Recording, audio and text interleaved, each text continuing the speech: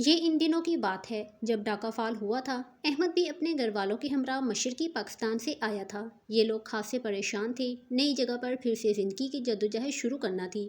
کچھ رشتہ دار یہاں تھے اور کچھ وہیں پر رہ گئے تھے جن کے انجام کا بھی علم نہ تھا۔ ہمارے ہی محلے میں احمد کے چچا رہتے تھے، یہ کنبہ انہی کے گھر آ کر ٹھہرا۔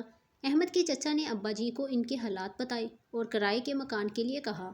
اتفاق سے ہماری گلی میں ایک مکان بہت دنوں سے خالی پڑا تھا۔ مالک مکان کے ابا جی سے بہت اچھے مراسم تھے، بلکہ ہماری آپس میں رشتہ داری بھی تھی۔ ابا جان کی ضمانت پر یہ مکان احمد کے والد کو کرائے پر مل گیا اور پھر یہ لوگ ہمارے پڑوس میں آ بسے۔ احمد کی امی بڑی اچھی خاتون تھی، امی جان سے بہت جلد ان کا بہناپا ہو گیا۔ اس طرح دونوں گھرانے ایک دوسرے کے قریب سے قریب ہوتے گئے۔ میں احمد کے گھر جا سکتی تھی اور وہ بھی ہمارے گھر آ جاتا تھا۔ میں انگریزی میں کمزور تھی جبکہ احمد کی انگلش بہت عمدہ تھی۔ ایک دن میں نے ایسے ہی کہا کہ میں تو اس بار انگلش کے پرچے میں فیل ہی ہو جاؤں گی۔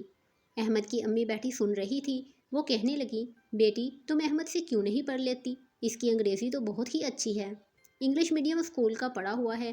امی نے بھی کہا کہ ہاں بیٹا چند دن اس سے پڑھ لو۔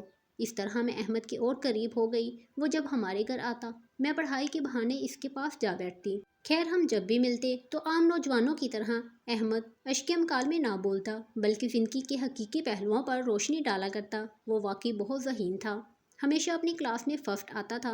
اس کے ارادے بلند تھے اور خیالات بھی پاکیزہ تھے۔ وہ چاہتا تھا کہ انجینئر بن کر ملک و قوم کی خدمت کرے گا۔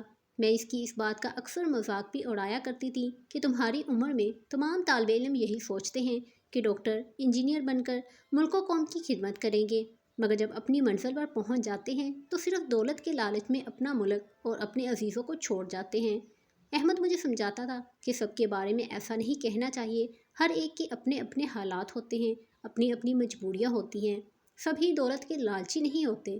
اس کے شوق دلانے سے میں نے کتابوں کی طرف توجہ دی اور پڑھائی میں بھی دلچسپی لینے لگی، ورنہ مجھے پڑھنے کا شوق تو نہ تھا۔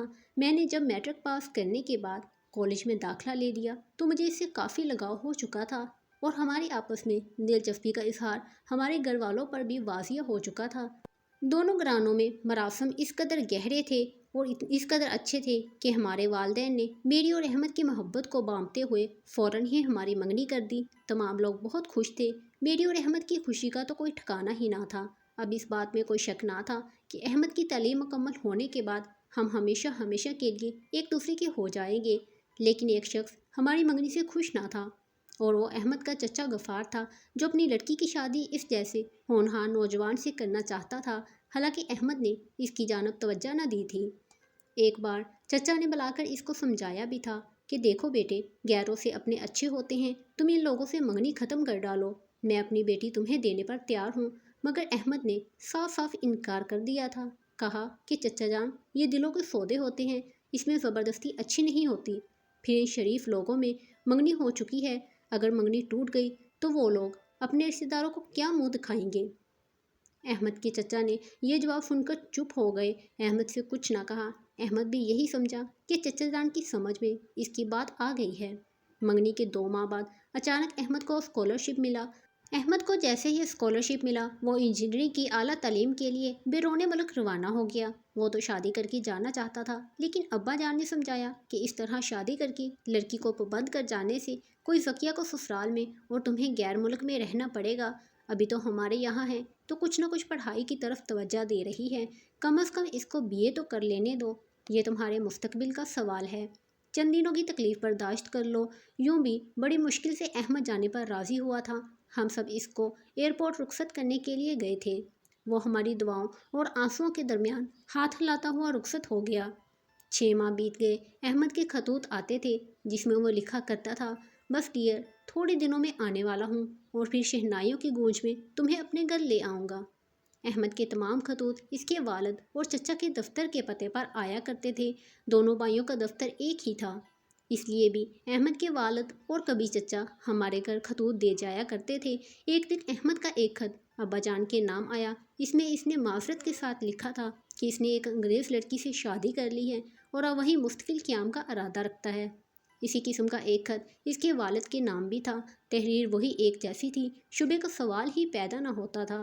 پھر بھی مجھے یقین نہ آتا تھا کہ میں نے آنسوؤں سے بھیگا ہوا خط احمد کو لکھا، جس کا جواب بھی ویسا ہی ملا کہ جو ابا جان کو وہ لکھ چکا تھا۔ یہ خط پڑھا تو میرا دل ٹوٹ گیا، اتنا صدمہ ہوا کہ میں بیان نہیں کر سکتی۔ میرے تو سارے خواب چکنا چور ہو گئے، وہ چراغ ہی بجھ کر رہ گئے جنہوں نے میرے دل کی دنیا کو روشن کر رکھی تھی۔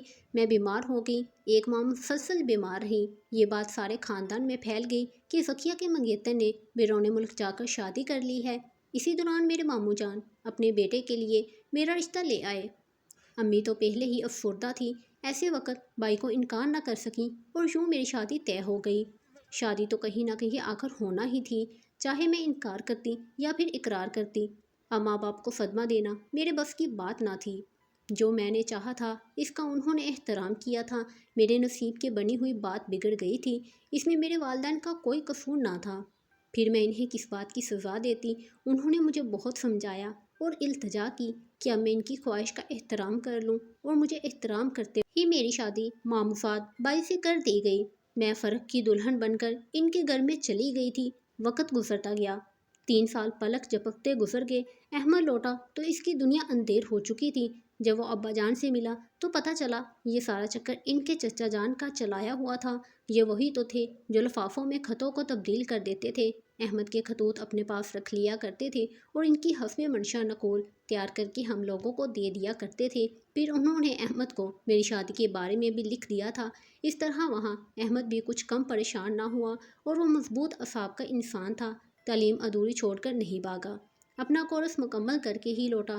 یہاں آ کر جب اس نے طرح طرح کے سوالات کیے تو اصل حالات سامنے آ گئے، اور اصل حالات جاننے کے بعد ہم دونوں گھرانوں کو کافی دکھ اٹھانا پڑا۔